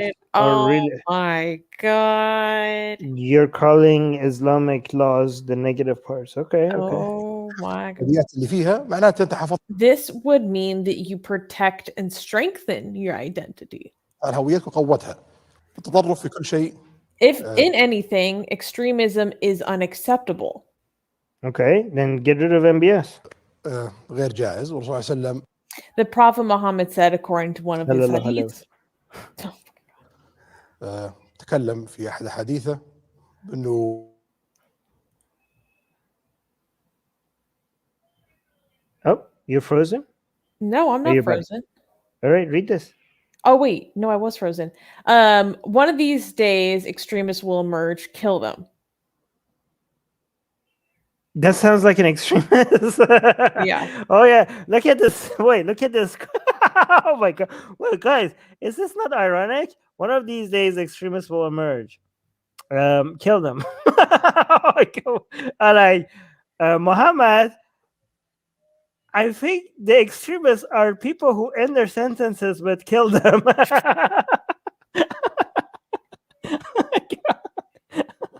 ايام سوف يخرج من هو يتطرف اذا خرجوا اقتلوهم.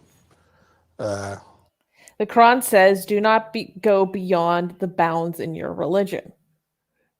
ولا تغلوا في دينكم فما اهلك الامم اللي قبلكم.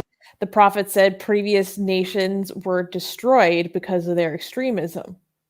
لغلوهم في دينهم. فالغلو في اي Extremism in anything, our religion, our culture, our Arab identity. شيء سواء في الدين او في ثقافتنا او في عروبتنا او في اي امر كان خطير الغايه. Is very dangerous. We know this from the references of the Prophet Muhammad ومن التجارب الدنيويه to our worldly experience and from the history we read. ومن التاريخ اللي تقرأه. المملكة العربية السعودية Saudi Arabia has been a main target. Oh no, is he going to cry about being a victim? كانت هدف رئيسي للمشاريع of the extremists and terrorist groups across the world. Are you serious right now? The target? You mean the world has been a target of the extremism and terrorism from Saudi Arabia? I think that's what you were trying to say. I think that's what you meant, no? Saudi Arabia has been a target of extremism? No, you. What? المتطرفة والمشاريع الإرهابية في أنحاء العالم. I mean, to be fair to the Saudis, yes, they're the number one targets, but you are part of the extremism, sir. And the Saudis are the victims of you. يعني أنحاء العالم. يعني إذا أنا If I were Osama bin Laden and wanted to spread my extremist ideology, how's this gonna end? Let me think. How's this gonna end? If I I don't know. Do you have any guesses? no.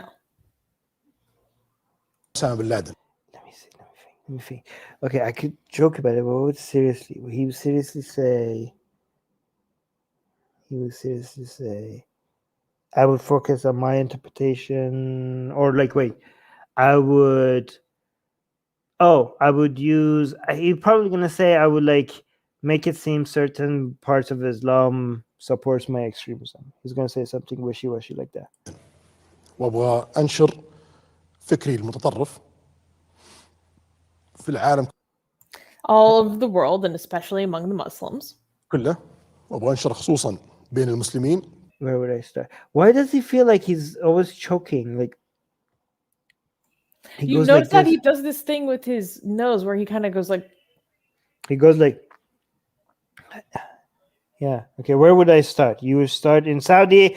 Oh, he's going to say like, he's going to say we are target because we are the center of Islam, and that's why poor us, everybody uses us to spread their extremism because we have the two holy cities here. Is that what it's going to say? وين أبدأ؟ We'll start down. أبدأ في I would start in the country of the Qibla and the holy places of the Muslims. Nailed it. Well, I actually nailed it when he said, where would I start? So that was easy. الدولة اللي فيها قبلة المسلمين وفيها مقدسات المسلمين ويتوافد عليها. The country to which Muslim pilgrims come. Okay, this is not fair. Dude, that man was born there. That was his country. That's why he used that. Like, what else is gonna be? I mean, that's not really true because when extremist movements like the Muslim Brotherhood, right? When they came out of Egypt, they originally just stayed in Egypt until for a very long time before they spread to the rest of the world, right? Like Al-Banna and all that people, like they didn't like, oh, we have to move to Saudi Arabia. He's just acting like, I know, Sus, I know what he's doing. He's like, don't blame us for being an extremist country. We just have the two holy cities here, and that's why we get used by extremists all the time. That's why you see a lot of extremism tied to Saudi Arabia. It's not because we are the source of extremism. It's because we are being misused. They're taking advantage of our holy cities to get legitimacy. He's trying to come up like with the average Westerner. He's trying to tell them like, look, it's not our fault. It's not our fault. It's not the Saudi government's fault. The extremism all around the world, they just pin their extremism on us. He's trying to come up with a narrative to say like why it's not their fault. I see what you're doing. But it's not true. It's not true. The Taliban it was an extremist group that stayed in Afghanistan, right? Actually, it's the other way around. Guys, it's completely the other way around. The extremism in Pakistan stayed in Pakistan, but started in Saudi Arabia. It went from Saudi Arabia to Pakistan. It was exported from Saudi Arabia to Pakistan. It didn't go, the extremists didn't start in Pakistan and then all of a sudden like, oh, let's take to Saudi Arabia and take advantage of Saudi Arabia. It was the other way around. The Afghanistan one, it was also the other way around. The extremists in Indonesia, in Malaysia, they're coming out of the Salafis from Saudi Arabia. Saudi Arabia is exporting its extremism to other countries. It's not that extremism just happens to grow in other countries and they go back and pin it on Saudi Arabia. It's exactly the opposite of what he's saying. Like, oh, like, poor us, don't blame us. Of course, everybody's going to bring their extremism here. We have the two holy cities here. Bullshit! Guys, Pakistan, before the madrasas that were funded by Saudi Arabia and Pakistan, a lot of Pakistanis didn't even know what the difference between Shia and Sunni is. A lot of Sunnis learned that they have to hate Shias after the number of madrasas started skyrocketing after the money that came out of Saudi Arabia. They started to spread their wahhabism everywhere. Everywhere you see extremism is either because of the schools that Iran is building or it's because of the schools that Saudi Arabia is building. It's mostly one of these two. These people actually funded them. Like the Saudi money, it was Saudi oil money that funded these schools. It's like okay, like they're pinning it on you. Then where's the money coming from? It wasn't just the Wahhabis just to spread the ideas. But who built the schools for them? The Wahhabis didn't have the money for the schools. It was the House of Saud that built the schools. It was you guys. Now it's backfiring on you, and you're like, "Who? What? Wahhabi? What? Wahhabi? What? You guys funded this." You're not pushing the Wahhabis around because they are not giving you that power and authority you want, and you're running out of money, and you want Westerner money, so you're pushing them, you're throwing them under the bus. But when you were using them, when you needed the Wahhabis, they didn't have the resources to spread their ideas everywhere. You use the Wahhabis when you needed them, and now that you don't need them, you're acting like you have nothing to do with it. Yeah, I know you guys don't care about Wahhabism. You guys don't even care about Islam, but you did use the Wahhabis when they were giving you legitimacy. Ayan is saying, I think he's so stressed he forgot that Osama bin Laden is from Saudi itself.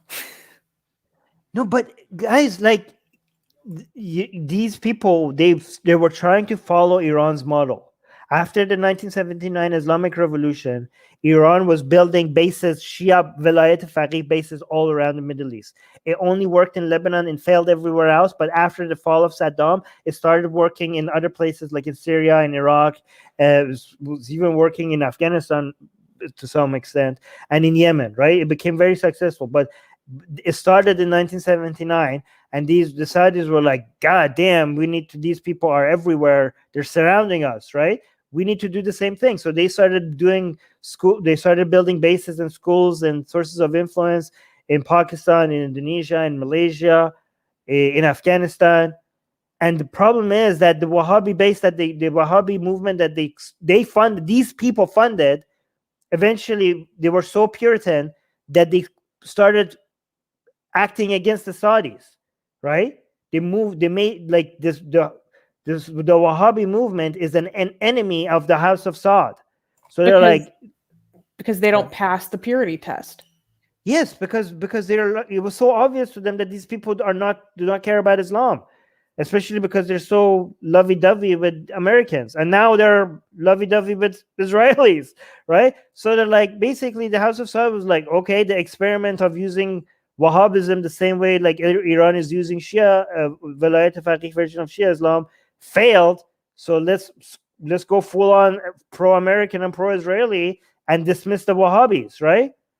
But the reason why they became this powerful, he's acting like they had nothing to do with it.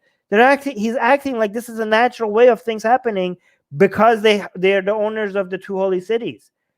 No, guys, throughout the history of Islam, ever since the Arabs came out of Arabia, this land with the two holy cities politically was irrelevant, because this was a land, because before oil, this land had nothing. It was just a desert with nothing. So nobody cared about it. It was like, okay, yeah, we go do pilgrimage there. But other than that, where did the powers start? First, it went to Syria, then it went to Iraq, right? Then the Umayyad dynasty, it was mostly in Syria. Then the Abbasid dynasty, mostly in modern day Iraq. Then the Persian Empire separated. It was Persia, and then there was the Ottomans. But they didn't care about Arabia that much. They were like, oh yeah, that's our holy city, but didn't care about it because that land had nothing to offer. It only became more important, like, oh yeah, everybody ties everything to this because it's the two holy cities. Nobody cared about this land until they figured out that it has oil.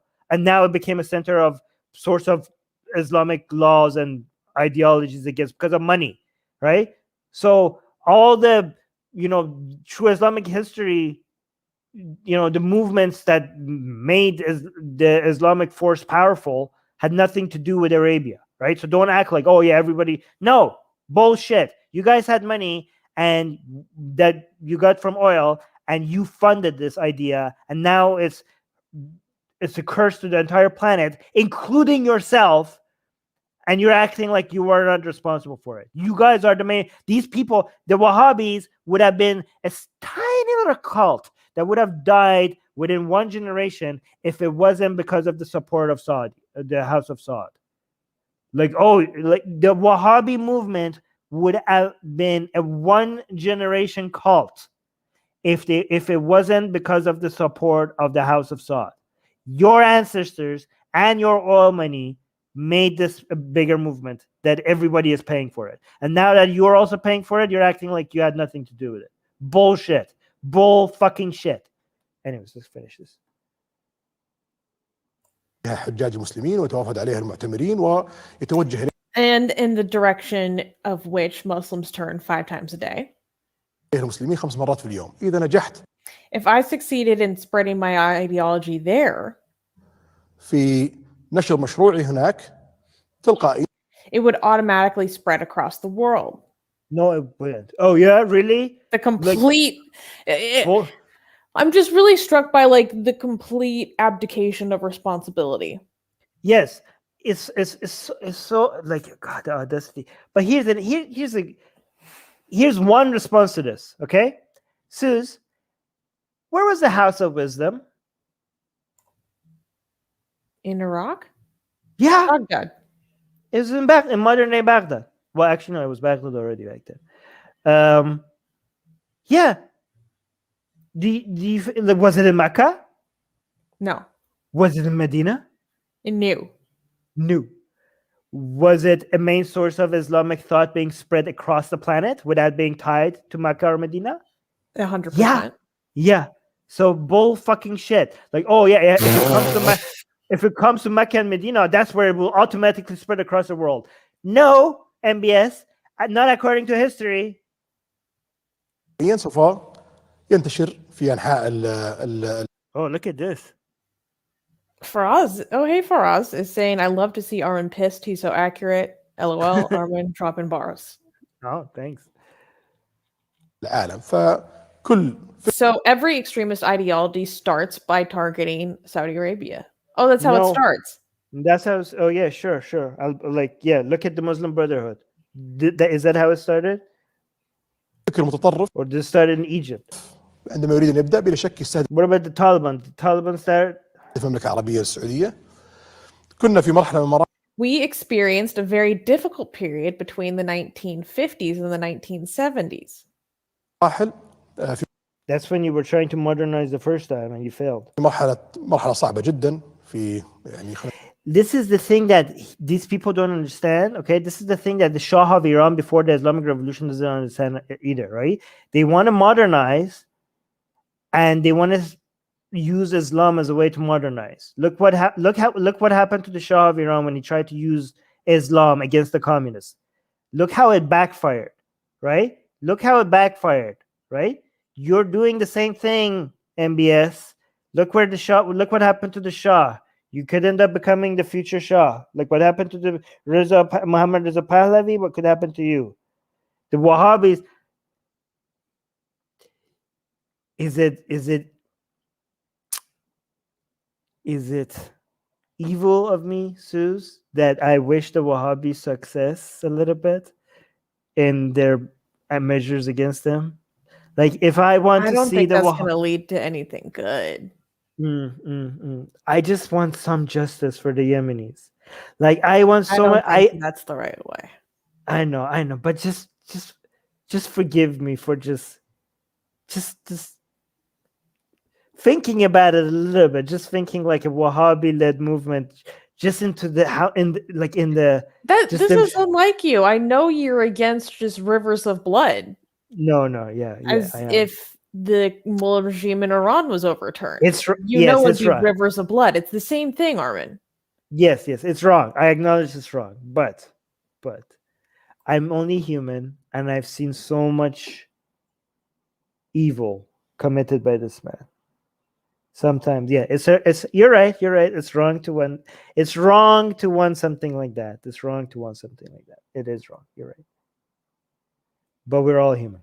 نقول من الخمسينات الى السبعينات المشروع العروبي Pan-Arab ideology, socialism, communism, and all the other ideologies in the region. والمشاريع الاشتراكيه والشيوعيه وغيرها من المشاريع في المنطقه اللي These ideologies served as an opportunity اعطت فرصه لكثير من الجماعات for المتطرفه many extremist ideologies to enter Saudi Arabia one way or the other. تدخل بشكل او اخر المملكه العربيه السعوديه وتصل الى These extremists have taken various positions in the government or the economy. مواقع مختلفه سواء في الدوله او في الاقتصاد الى اخره نتج عنها This bore ominous consequences. يعني عواقب لا تحمد عقباها وشفنا اثرها We have seen the ramification in recent years. في السنوات الماضيه اليوم Today, we cannot grow, we cannot attract capital. ما نقدر ننمو ما نقدر نجيب It's so amazing. We cannot attract capital. The number one reason when people cite for not investing in Saudi Arabia is the killing of Khashoggi, which you did. We cannot attract capital because of extremists. Yes, one of the main extremists being you. It's not some commies in the legislator that you think. Like, oh yeah, the extremists in Saudi Arabia, they make it so hard for us to attract investment. For many Yeah. enemies of Pan-Arab ideology and communism. Yeah, and like socialism. but extremists, not all extremists are Wahhabi MBS. Some of them are called MBS. You're like, God, man. Okay. As much as I hate the extremism that is started by Wahhabis, right? MBS has managed to commit more acts of terror as one person than all of them combined. Right? I say that. Here's the thing. I say this as an anti-Islam activist, and I say that the Islamic radicals in Saudi Arabia are less dangerous than this guy who doesn't even give a shit about Islam. I bet you anything, this man doesn't give a shit about Islam, and this man that doesn't give a shit about Islam, I'm telling you, he has committed more crimes than the Wahhabis that eat, breathe, and shit Islam. Okay?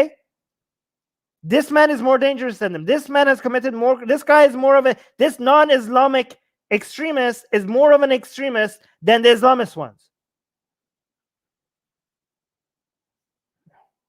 نجذب رؤوس اموال ما نقدر We cannot have tourism, we cannot move forward. نعمل سياحه ما نقدر نتقدم بوجود If there is an extremist ideology in Saudi Arabia. فكر متطرف في المملكه العربيه السعوديه اذا تبغى If you want to create millions of jobs, if you want unemployment to go down, الوظائف اذا تبغى البطاله تنزل اذا تبغى الاقتصاد ينمو if you want the economy to grow, and if you want your income to improve, اذا تبغى دخلك يتحسن يجب ان تستأصل you need to uproot this ideology for the sake of all those worldly interests. هذا المشروع لمصلحه دنيويه. My. All right. Wait, Armin's internal Shia speaking. What the hell? What does that mean? I don't know why. Why you say that? I'm upset now. Why would you hurt me like this? Why you hurt me like this? So what are the takeaways? This is quite extraordinary. Yeah, I think I hope whatever he's trying to do fail. Guys, Save on energy. It's good for your wallet, and it's bad for MBS. If you need That's any all. more motivation. Good for your wallet, good for the environment, bad for MBS. You know, isn't that the easiest form of activism, right? Ride a bike instead of a car. MBS hates that. Okay. Oh my God. Yeah. Yeah. Install solar panels if you can. God, I can't wait for alternative energy. Yeah. All right, any takes by you before we go? Well, I would like to remind everyone that I have my speaking event at Center for Inquiry tomorrow. Yeah. It's virtual, it's free. All you have to do is register. And so at the top of the description, I put the proper link to register to my event. I'm going to be talking about the Blasphemous Art Project. I'm going to be talking about why blasphemy is a legitimate form of protest, and lots of other very interesting stuff. I'm very excited by this talk. Armin got a little preview, and well, I need to watch it first because it wasn't loading. Well, you saw what it looked like. Yes. Oh yeah. It looks beautiful. Yeah. So yeah, I think it'll be a lot of fun. And yeah, so I hope you guys tune in. I'm excited. This is a topic I could talk Where's about the link? for a long Where's time. the link going to be for people to register? So I put has it the in the link. description. Oh, it's in the description, guys. Link in the description. If you're in the live chat right now, Soho has the link as well.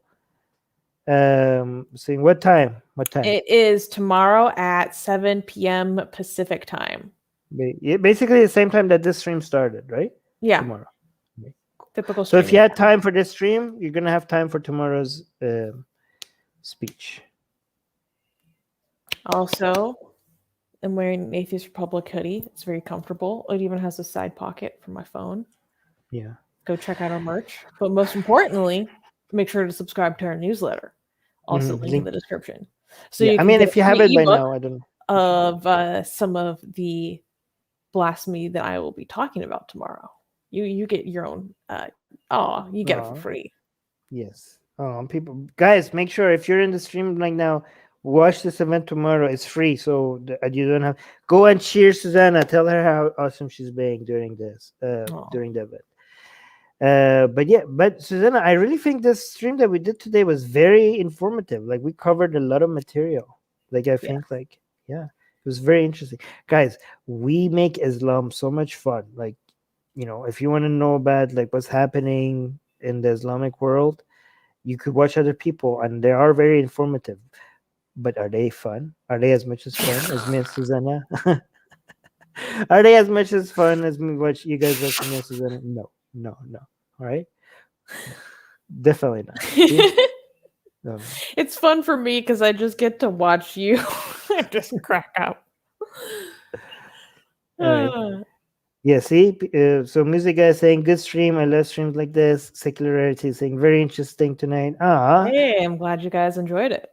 Yeah, I like the enthusiasm when people like come here and we talk about certain things that people enjoy in the live chat and they tell us that they enjoyed it. It makes the rest of my day. It's really nice. Thank you guys for saying that. Okay, guys. By the way, sometimes when you say when we end the stream, because there's a delay, there's so many nice things that you guys say, but we ended the stream, so we see it a little bit late. So if we don't acknowledge it, it's because earlier, but we do see it after the stream, like when off air, and me and Susanna are like, oh, look at that. All right, so sorry if we don't highlight it. We're not ignoring you, okay? All right, guys. Talk to you guys later, and see you guys. Wait, tomorrow? Oh, yes, tomorrow during Susanna's event. Make sure you're there. I'll be there for sure. Okay. Bye. Bye.